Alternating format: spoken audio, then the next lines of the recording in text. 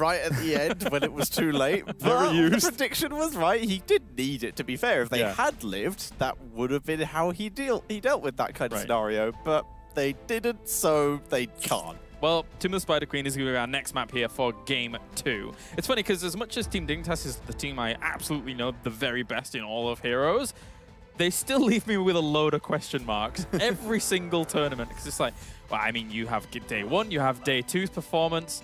They're just trolling, look at them. And then you have now with a 6-minute sum win. So on Tomb of the Spider Queen, what are we expecting? A bit of a longer game or... Longer than 6 minutes, yeah. Probably just a little bit longer. Just a bit. Yeah. I mean, there's still a boss on this map. You can end with it if they are able to take down top quick enough. And you got web weavers as well, so it might actually be even easier if they are able to just rush through top lane. But it's more likely to go a little bit longer this time.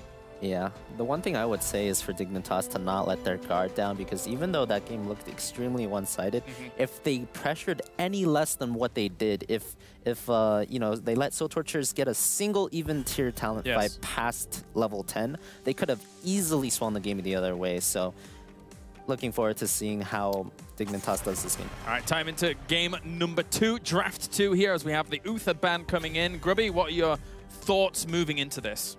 Well, Uther ban is solid. Soul Torturers did it the last game. Dignitas is going to be doing it now. That does open up the draft for Dignitas, if they want to pick up an early Malf and do the support choke. You can also still open with Anubarak. I think JPL is really playing that hero very well. Good accuracy. If you compare it to the game from L5 earlier today, Anubarak Noblesse looked a little bit more shaky, even as Noblesse showed an amazing stitches, but are they really? Yeah, there we go. With that support choke, Dignitas, that was kind of their plan last game as well, where they took Malf after Uther was banned, then they banned Karathim. So they like to put Soul Torturers maybe on Rhaegar again. The Gul'dan ban is very interesting and early considering. This is probably one of Gul'dan's best maps because it is the easiest he can stack on, and of course, Maina is the single word justification you really need for that ban. His Gul'dan is horrifying, excuse the pun. That's fine. So wait, it is a fair ban. To be fair, I do see Dignitas more as a Gul'dan team right now than something like Genji. They're not fully leveraging the extreme deep dive strategy of Genji Greymane yet. So that is pretty understandable. Yeah, a lot of power picks up here. It looks like they're going with the takeaway of the Anubarak. I think that was, you know, whatever they got in their first 2, I think that was by far the most important thing. I mentioned last game that was maybe the first game that they got Malfrey and Anubarak together, their best comfort heroes, and you saw how quickly that game ended. I do not want to see teams giving Dignitas that combination again. So better start this time, I think. Speaking of not giving heroes over, Zolotl is still available. They could, in theory, either steal that or ban it away. This is a decent map for him. It's very easy to rotate between the lanes due to how close they are together. But it does also make it easier for Dignitas to react to it. And of course, Malfurion has that scouting drone. Ooh, the Arc and Tychus. So the Tychus coming in this early is a bit more of an interesting one than we're usually seeing. An interesting reaction from Soul Torturers for it. Lots of giggles over there.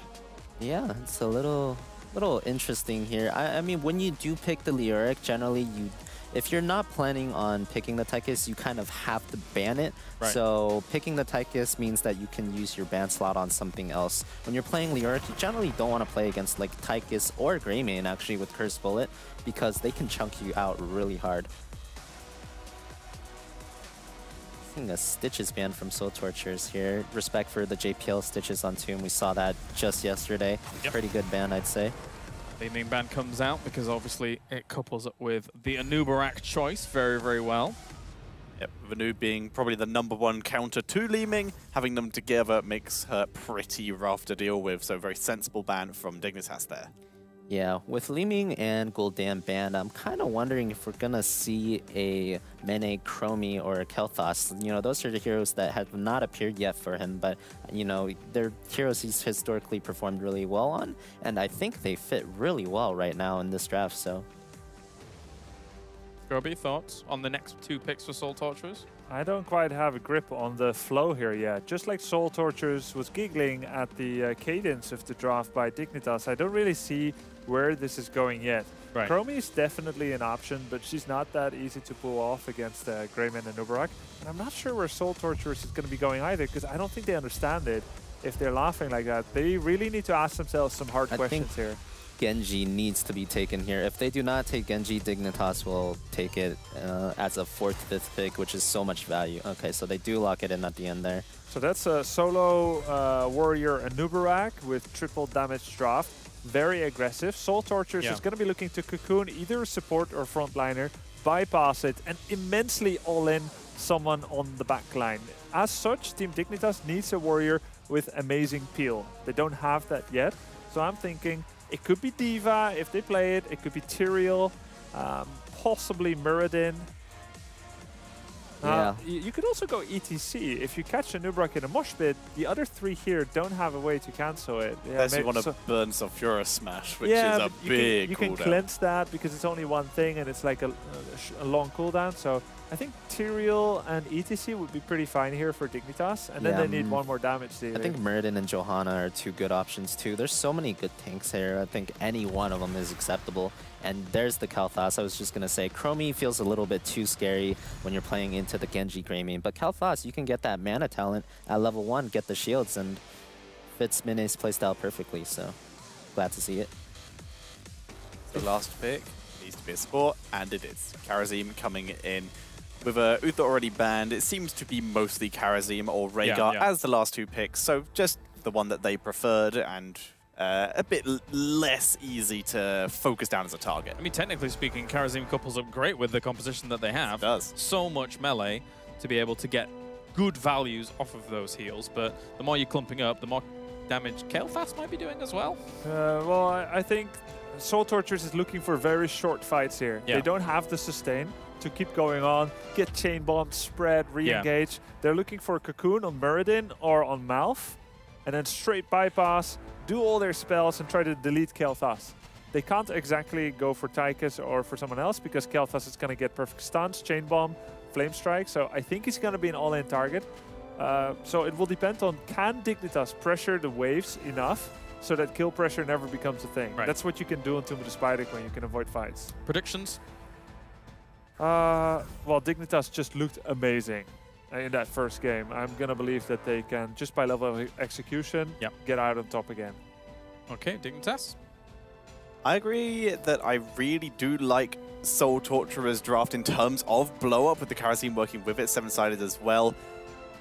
But I think Dignitas would be able to play around it well enough to still go with them.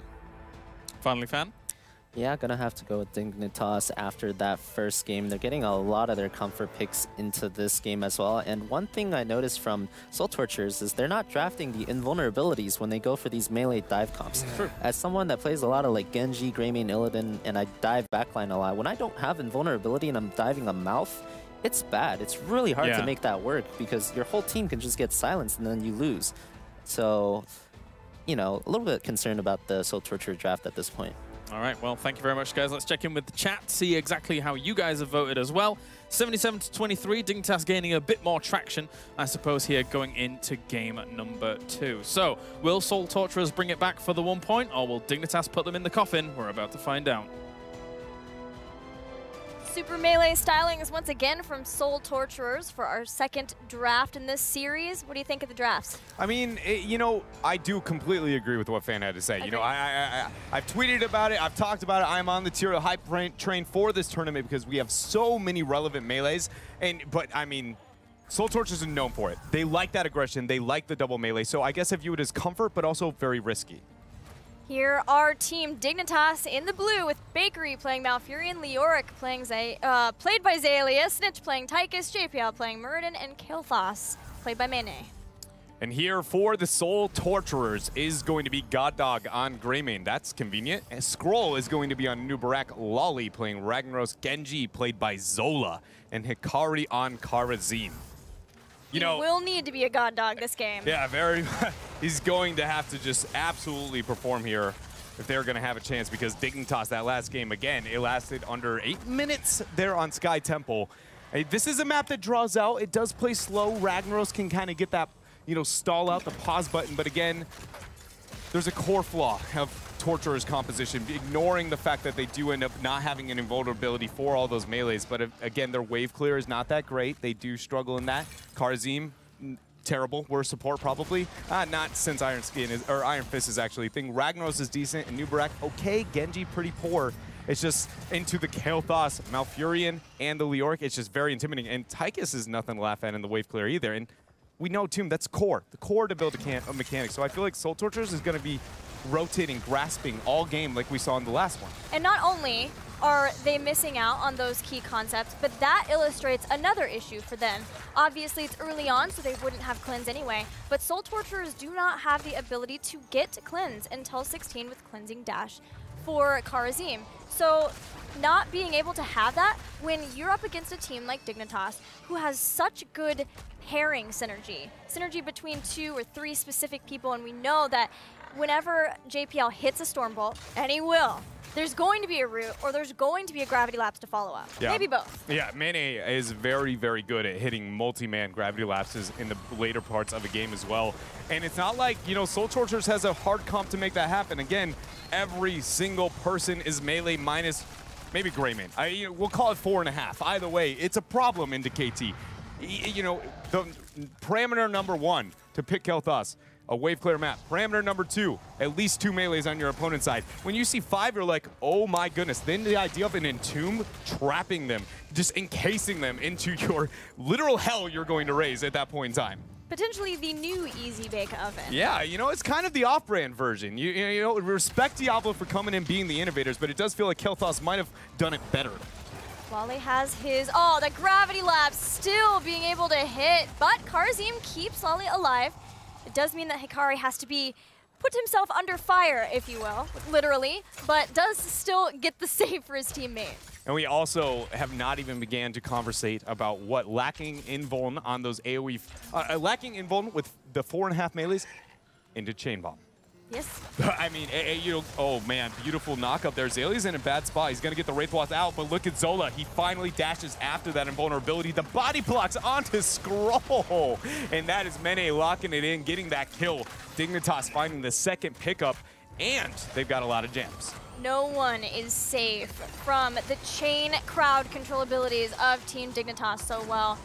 Getting ready for their first turn in phase, and between the wave clear and the sheer fear they have put into Soul Torturers for these chain lockdowns, it's another kill for Team Dignitas. Yeah, and I absolutely love how Team Dignitas is working around Genjis. I talk often when Illidan, engages onto you, you never really want to retreat. You want to focus more of retreating to your team, even if that means going to the opposite side of the map. Every time we see a Genji dash into this series, the target does not run away. It goes, where is my team? Surround me. Every time to make sure the shuriken doesn't reset. It's only auto attacks that they can rely on.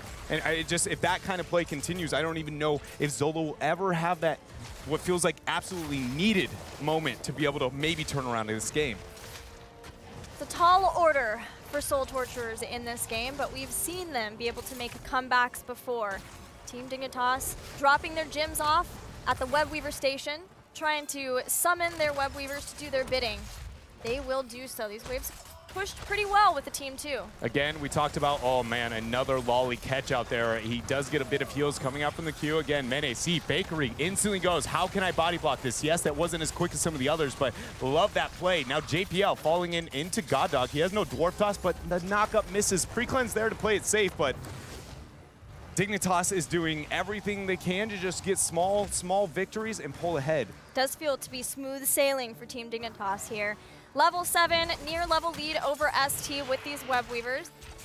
ST are looking for as good of a defense as they can get, making sure that they at the very least don't lose fourth, but protecting as many towers to deny experience gain for Team Dignitas. And a lot of the argument that we saw in the last Tomb of the Spider Queen gameplay today exists right now in this series as well. L5 found themselves with superior wave clear of their opponents. In every web weaver phase, they can turn and be very manipulative. Another combo here where Hikari, he does dash and survive.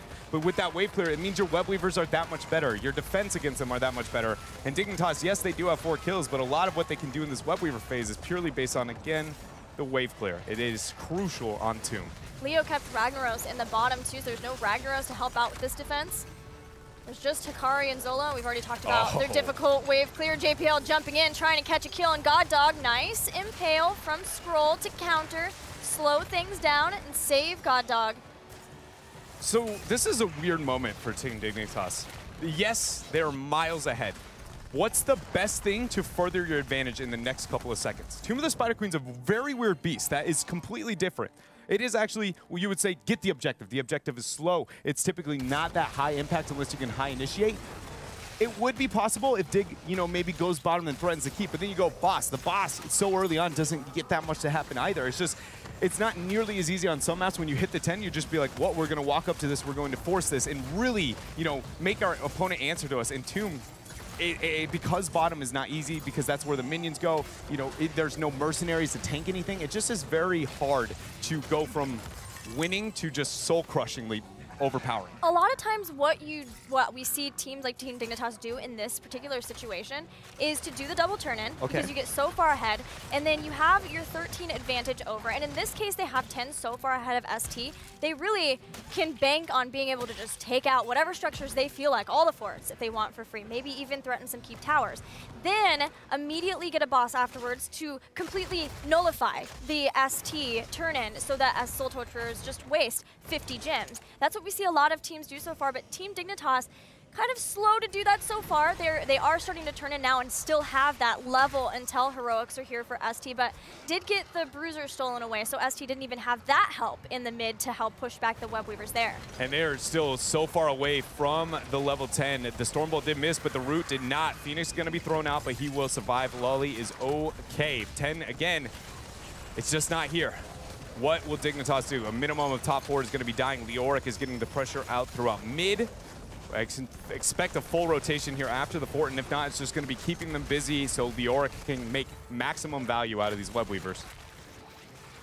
Team Dignitas were trying to take out Ragnaros if they could. It would mean that there was no Molten Core defense, but now in this case, ST would probably want to just leave that for the keep anyway with how far ahead Team Dignitas are, and they do. Using it at the keep, so did Team Dignitas use Odin to try to make their siege even bigger here. They are getting more and more ahead in this game, Dread. And this entire time up on top, not a single member of Soul Torturers has really been able to rotate up there, not only because of the threat of 10, hold on a minute, Gravity Lapse, beautiful route, but there's no other follow-up CC. All the rest have missed, so this should be a disengage that keeps them alive. It very much will. Staggered CC, but now Scroll, he does burrow the Phoenix. He's gonna stay alive another minute, but Soul Torturers, it's still in terrible spot to be in this game. It definitely is, but at least they know a lot of the heroic abilities are down. Twilight Dream used as ST were disengaging, and ST able to keep everyone alive from that is huge.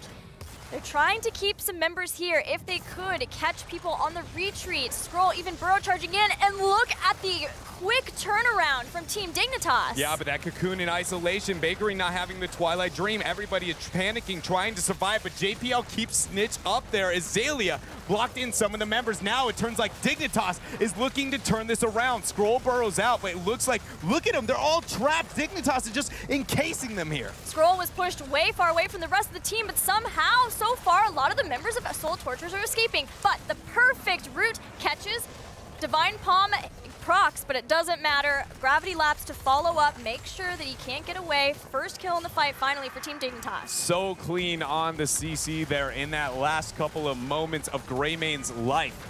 And, I got to shout out to Bakery. He is the only one. Yes, we have seen, we got the Stormbolt, we have the Gravity Lapses, and every one of the hard CCs have been effective in this game, but Bakery feels like he is near 100% value on every route he's throwing out this game. Yeah, that route was awesome. The Palm was good too, but it's just, there's no way with so much more CC to follow up. You might as well just proc it, use the CCs you have left, and take that target out. Team Dignitas, 3-level lead fully over ST in the mid game. Soul Torturers would love to turn in some of their gems. They're holding on to 97 at this point, but I just don't know if Team Dignitas is going to let that happen. It doesn't look like they will, as they all are collecting down here, but Ragnar's actually sneaking up towards top. He will be able to turn in on his own. It's only 27 though. So even if he was to be able to stealth that, where they find themselves at 49, Gilly, he can't do it on his own. He needs another gem if they are going to be able to use their Ragnaros as that stealthy, solo turn-in. Oh gosh, they fly over. God Dog blew the blind flask, and now the Entomb is there. The Phoenix is there, and God Dog down. God Dog is down. A lot of heroics for that effort, but Dignitas are perfectly fine with that. They have Odin set up so they can just siege on in if they'd like. There's a lot of options for Team Dignitas, all of them pretty good at this point. It's just... Yeah, we both cringed when we saw that in Tomb. It was like, whoa! It's just, and I can totally understand throwing the flask over the wall and immediately being like, we expect them elsewhere. They're doing something else. They're trying to stop us from turning in. Let's take our camp. And just conveniently, with that blind leap over, JPL's like, a gray main just fell on my lap, guys. I think we can get this. Nice Molten Core. So good, ST. What are they going to do, though? Can they make something happen here, Gilly? They go in. Snitch is falling so low. They get the reset there for Zola. He's going to pop the Dragon Blade. Cocoon's there. Many is all alone. Nobody to get the peel. That is going to be another quick kill for Soul Torturers as they take out two. Anubarak does go down, though. Dignitas still fairly healthy with their tanks, but Bakery's the one being chased down. Bakery's going to be able to survive this because he has his route available. Unless the flask over the wall, he's going to get the flask. He has to go up. There's no way Bakery survives this. Oh, and that gets the pick. The root's not there, but the palm ends up being dropped, not procced here. And Dignitas losing this fight. Soul Torturers has a slight moment, but they have to be beyond effective here with these web weavers, because that is a lot of gems that they ended up using, and just Dick is almost 16. Right. They have a mountain to climb. Do as ST have. Trying to get back into this game, but it starts with pushing the waves so the web weavers can get up to the structures as fast as possible. No Malfurion for 7 more seconds. If only Soul Torturers could have taken out some more members so that they could have more freely pushed. This is going to be hard. It's still totally in the ball's still totally in Dignitas' court. Yeah, and a lot of that, it still falls down to the wave clear department. I hate to bring it up again, but it really is.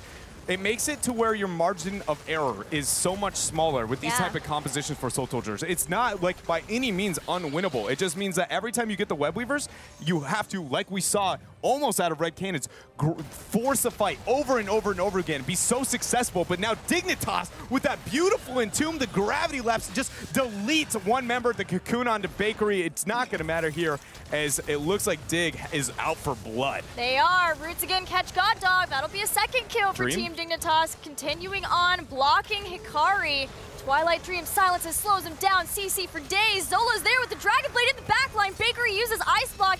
Deflect tries to keep Zola alive. 54 gems here. He's trying to get the reset. And again, look at it. Every time we see him dodge in, it's the team going together, not letting the Zola get the reset. Snitch hang the wrist, got the 5th pick. And now Dignitas with 2-level lead, they have an opportunity to move into the boss. That is going to be their focus. And, they are closing in on the Web Weaver phase debut. I don't think they're going to put emphasis onto it. This looks like this is their win condition, but let's just say worst comes to worst. They've got a lot of gems.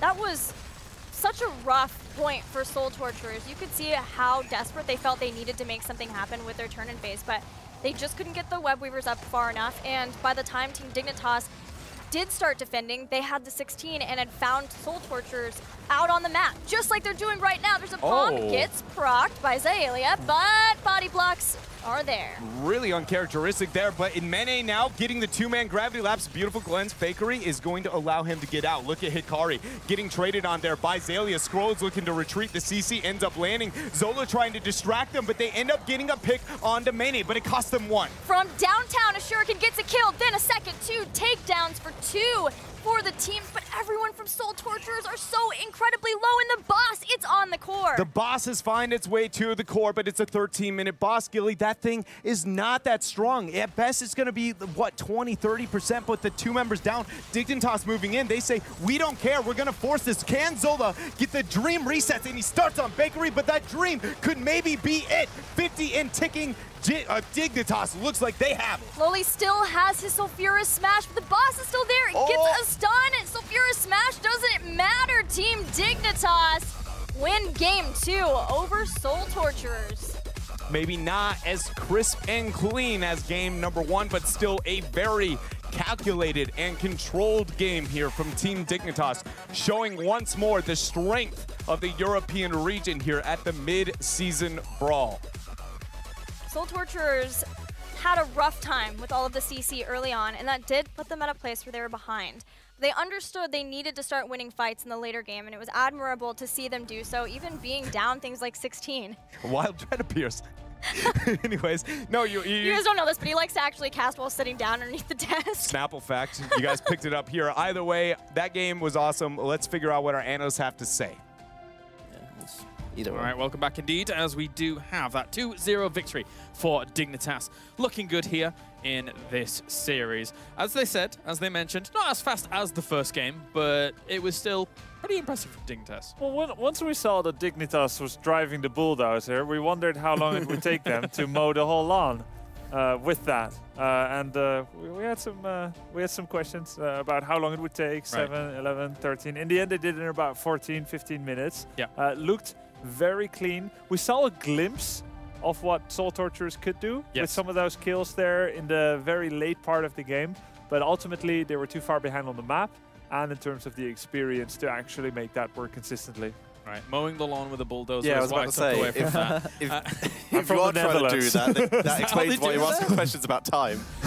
I'm okay with that, okay. So likewise, Techo, what we saw from Soul Torturers, as Grubby said, you know, some glimmers of hope there. Moving forwards, I don't think they need to be too disheartened with a loss against someone like Dignitas looking that strong. No, Dignitas near the top of the group right now, and Soul Torturers, they're now looking more for a position in the bottom 2 to go into the lower part of the bracket if they were able to get enough points together to make it to DreamHack Summer. Also, thank you for the people who tweeted at me, and we did find out that apparently this is the fastest official HGC game of all time, with the next fastest being 7 minutes 14. Fastest pro game, however, was 5 minutes and 52 seconds. So a bit to go to get to that limit. Right, indeed, yes. So, Fan, I believe that you do have a replay for us with Dignitas looking strong in that game. Yeah, let's go into this replay here. So just like what Grubby said, they were very far behind. If we could just pause the replay right now. So what you're looking at here is Soul Torturers engaging into Dignitas. They realize they're 3 levels behind. They have to take that fight. But the problem was actually before this fight. Before this fight happened, you see on the top side, they're missing 2 heroics.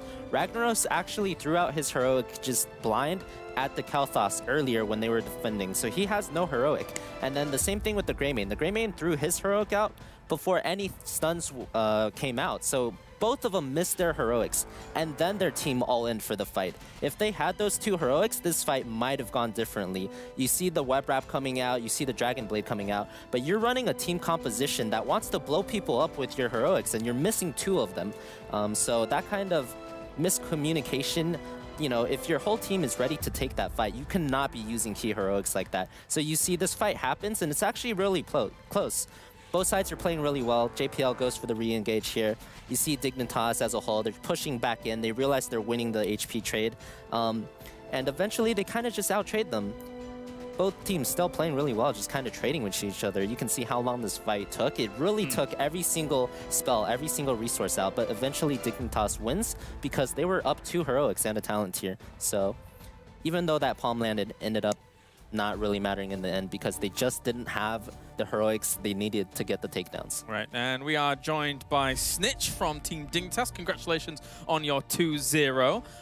Looking at that series as a whole, talk us through game 1. Again, as I said, I looked down at my notes, I looked back up and the game was over. Just talk us through the strategy overall and how it was going. I mean, I think it was just kind of unexpected for us to play something like this. You know, everyone's judging L5 for the Illidan ban, but maybe everybody should think twice. Because maybe Azalea is the missing piece we've always needed to pull off an Illidan comp. But yeah, it's just we're very practiced with Abathur at this point. I think he's one of my most confident heroes, and we're really good at comps built around him. And when we get things like the Cocoon and we can synergize it with the Hunt, like it's very easy to just snowball that game really fast. And once we got the boss with a 2-level lead, we were like, well, if they don't do anything properly, we could just core. And we managed to get a good pick on Greymane with the Cocoon, and it was just over from there with the clone. Gents? Yeah, I mean, that was really impressive game. Did you think that that first game was going to go that way? I was talking a little bit about how when you pick an Illidan, you know, he kind of falls off into the later stages when you get to 13, 16, 20. Other heroes kind of outscale him. So how are you planning on playing that game 1 with that Illidan pick? I think you kind of got a glimpse of it, where it's not really the style that we play with this sort of super heavy like team fight Illidan. We kind of play a different way where we focus on using the web wrap with the Hunt, and we only managed to do it once because the game was over so quickly, but the one time we did it, it looked really clean, and we with the Tychus to follow up and stuff like that, the comp just works really well together. If we can isolate a target, and you know we can just web wrap the healer, or we can even just web wrap the tank and then go on Rhaegar. Like there's so many things we could do with it, and it's just a very flexible draft. And we also have a lot of split pressure with Abathur and Illidan and things like that. So there's so many win conditions for us. It feels like that. Kind of however way they wanted to approach the game, we could really just take it however we wanted to, and then yeah, like I said, we're very flexible with it. So we were definitely confident we'd win from the draft. So on the very first day, you guys had a little bit of trouble, a little hurdle in the road against E-Star. What is the difference in attitude between today and yesterday and the first day?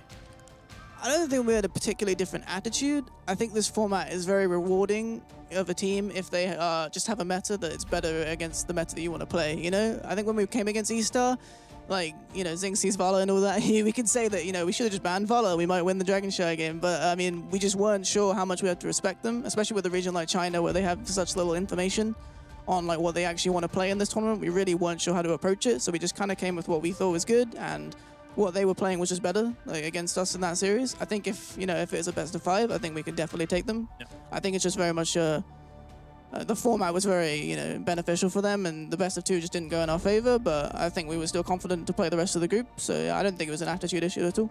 So we heard from Bakery yesterday after the L5 victory, but I want to hear from you as well, like your personal thoughts being L5 yesterday. Obviously, it's not the end of the tournament by any means, but it's a big victory. So how do you take that personally? Are you excited? How does it feel? I mean, yeah, it feels amazing to take a series off Korea. I don't think L5 are in their best form, but I mean, I still think they're exceptional players, and they played very well. I got the best Abathur hat the game's ever seen, I'm pretty sure. It was good. Yeah, it was killing really good. CSC in bot lane, so that was pretty good. But overall, yeah, I think the game 1 was very, very taxing, but it's really, you know, like, it fills me with confidence a lot to see that we can take this sort of game and we can be so backed into a corner, but we can all give it 100%. We're all focusing the whole time, and we can be able to make a comeback like that, even if it's just not a super important game. You know, it's just the group stage. You know, we didn't need to win this whole series, but you know, it's really good for us as a team, I think, especially when we're trying to make our statement about this is our roster, this is our time to have these sort of victories. Right. Well, thank you very much, Snitch. Sorry, Tetra, we have to move on as we're going to take a look at the